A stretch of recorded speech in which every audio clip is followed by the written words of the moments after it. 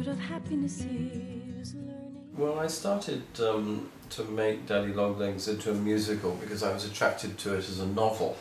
It's a brilliant piece of work by the novelist Jean Webster, fascinating woman who was Mark Twain's great niece, and this was her first major novel, and it's written entirely as letters from the orphan girl Jerusha Abbott. It's a made-up name that she was given when she was in the orphanage. She doesn't know who her parents are or were, and she's sponsored through university by a man she is supposed never to meet. The only stipulation for the sponsorship is that she writes a letter every month to him. And the novel is the letters that she writes. So it's a very simple process. You never meet or you never hear the words of any other character in the novel other than Jerusha's words.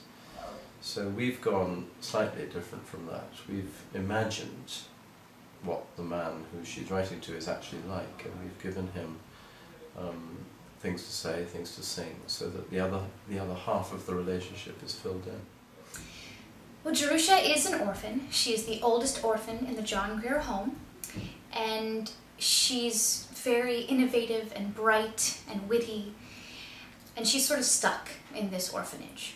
But an anonymous donor decides to send her to college, so the play follows her journeys at school. Jervis Pendleton is a trustee of the John Caird home, where the other character, Jerusha, is a resident, because it's a nice way of putting it.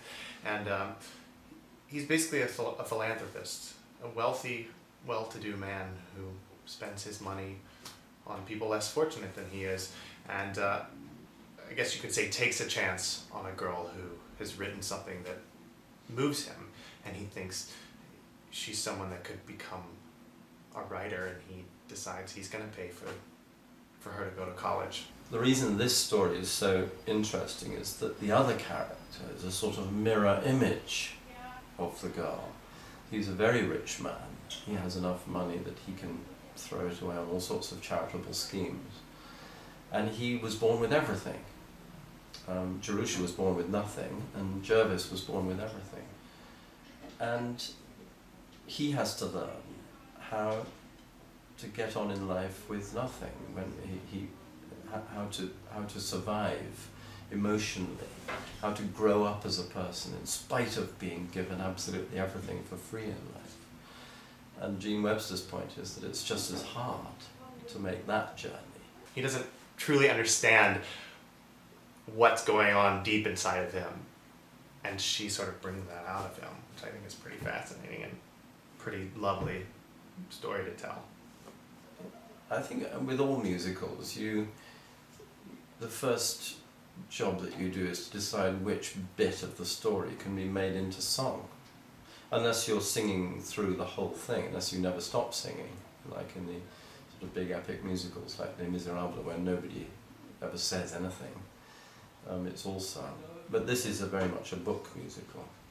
So the first task of a composer is to decide which bits of the story can be sung, and which bits can be made into really storytelling songs, and which can be made into real ballads, which can be real torch songs, which songs are in light-hearted major key, which songs are in a minor key.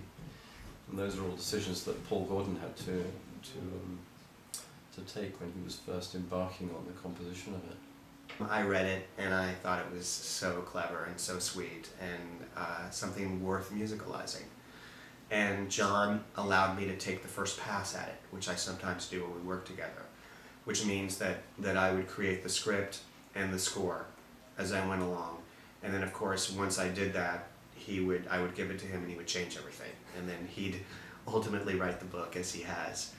But I really found the material endearing and very inspiring to work on. It's extraordinarily beautiful, and I'm most excited about it because my parents gave me my first copy of Daddy Longlegs when I was 10 years old, and it became a favorite of mine throughout my teen years. So to see it fully realized right now is spectacular, and to see what Paul Gordon has done with the music to bring it a real contemporary feel to it, as well as keep the turn-of-the-century elements with it in terms of the different musical styles, I think is just wonderful, and it's fresh and beautiful, and I'm loving it. I started by just writing proper songs, sort of standalone songs. And, you know, I wrote a lot of the musical on piano, and some of it is very what I would call in a musical theater style. But I got kicked out of my house for a couple of weeks because it was getting fumigated. And the insurance company put me up in a hotel, and all I had was my guitar. And I was right in the middle of writing Daddy Longlegs. And so I started writing some of the songs on guitar because that's all I had access to. So some of them became even more pop, or even, there's even like Graduation Day, we rehearsed it today with the band for the first time. It's a little bit rock and roll, but everything sort of feels like it belongs together.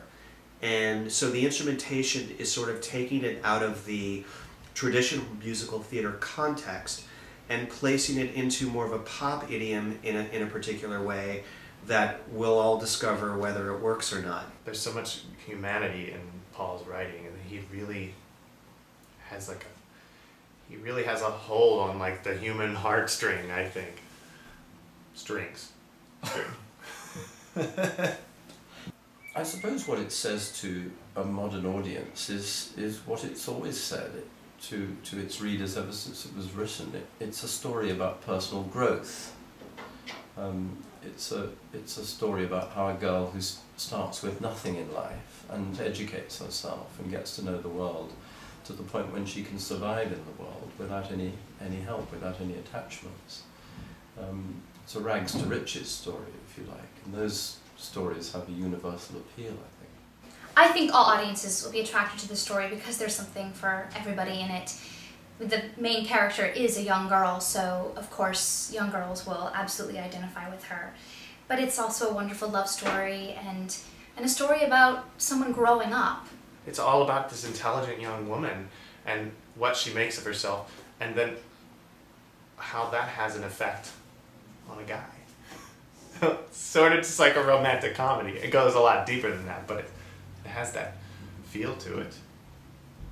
And, you know, we're singing our faces off, and that's always fun too, right? I would strongly advise people not to watch the movie version. There is a movie, it's from 1930s, 40s, I can't remember which, with Fred Astaire. And it's very, very loosely based on the story, but it's kind of completely upside down.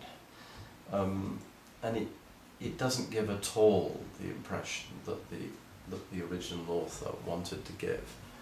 It's really an excuse to show off the talents of Fred Astaire in it, and so don't feel if you want to mug up on the story that you should see the film, because actually you shouldn't see the film. Read the book if you have to, but even that, you don't have to do that. Just come along. It's incredibly simple to understand. Secret